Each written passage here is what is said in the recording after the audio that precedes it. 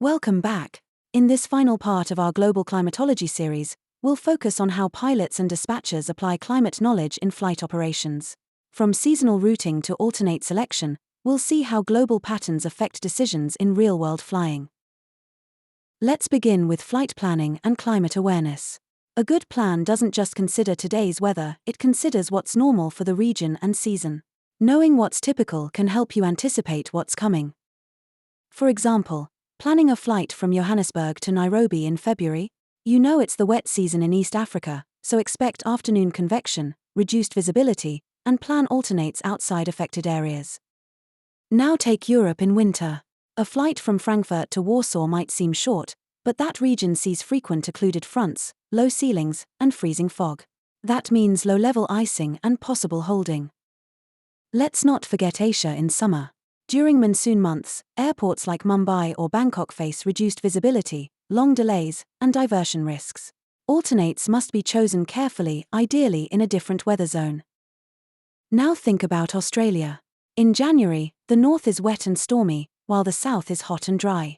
A domestic flight from Darwin to Melbourne will cross multiple climate zones, each with different planning needs. Let's talk about fuel planning. Climate knowledge helps you anticipate seasonal headwinds or tailwinds, delays due to storms, go-arounds or missed approaches. Adding extra fuel margin in tropical or polar regions is often a smart move. For example, flights across the North Atlantic in winter need more fuel for strong headwinds and possible holding over congested airspace. Crews plan for weather and traffic delays, especially when systems push eastward.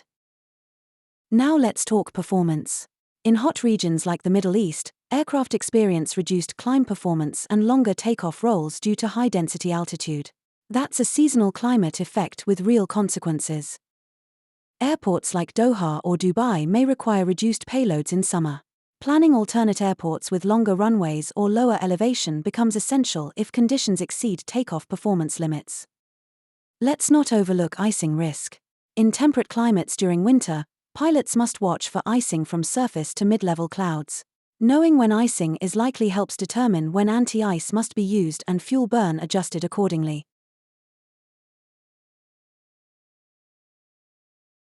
Let's look at a route from Montreal to Chicago in January. Expect stratiform clouds, freezing rain or drizzle, surface frost. Crews plan for de-icing at departure, icing in cruise, and alternate fuel in case of go-arounds. Now let's focus on route optimization. Climate charts help dispatchers pick the most fuel-efficient altitudes and routing. For example, avoiding equatorial convection by flying further north or south, riding the jet stream eastbound across the Atlantic, steering around mountain wave regions in the Andes or Alps.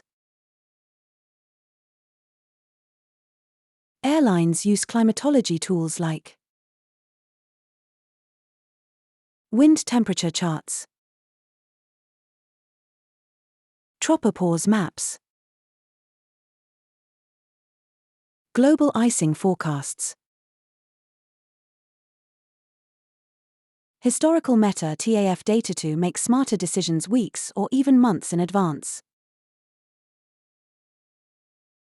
Here's a dispatch example: a cargo flight from Hong Kong to Anchorage in November.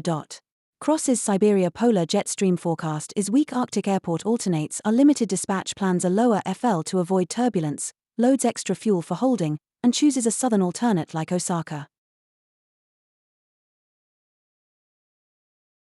In the southern hemisphere, remember seasons are flipped. July means winter in South Africa, Australia, and Chile.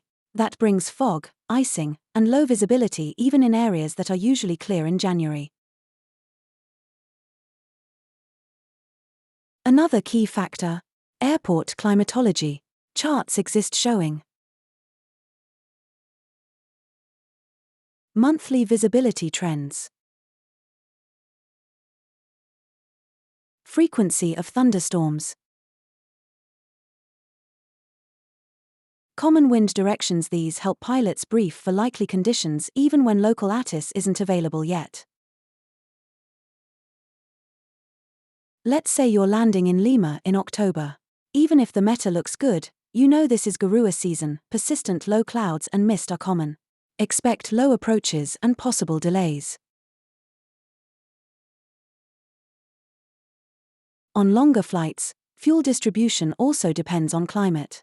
For instance, flying across Africa in the dry season means no weather delays, while the wet season requires more contingency fuel. Also consider climate-linked terrain effects.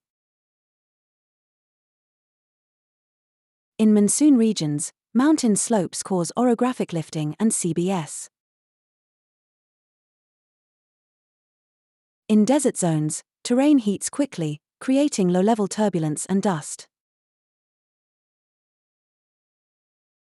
In winter, mountainous areas trap fog and freezing air in valleys. Now let's touch on international regulation alignment. Not all regions classify hazards the same way. In Europe, freezing fog might appear as FZFG, while in the US, it's often noted in remarks. Knowing local practices helps.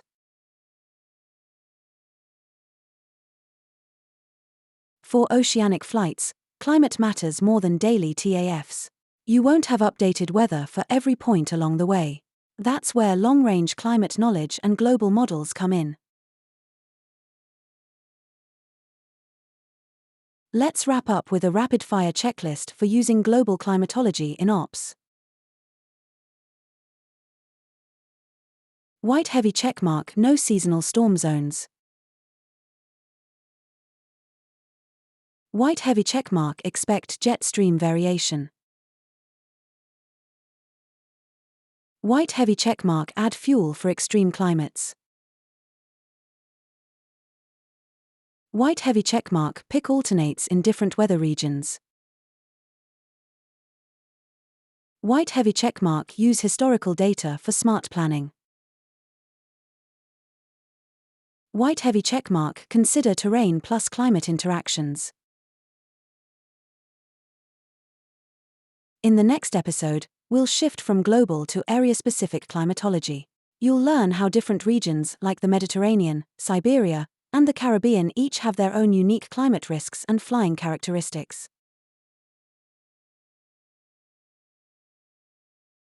See you in Meteorology number 45, Area Climatology, Part 1.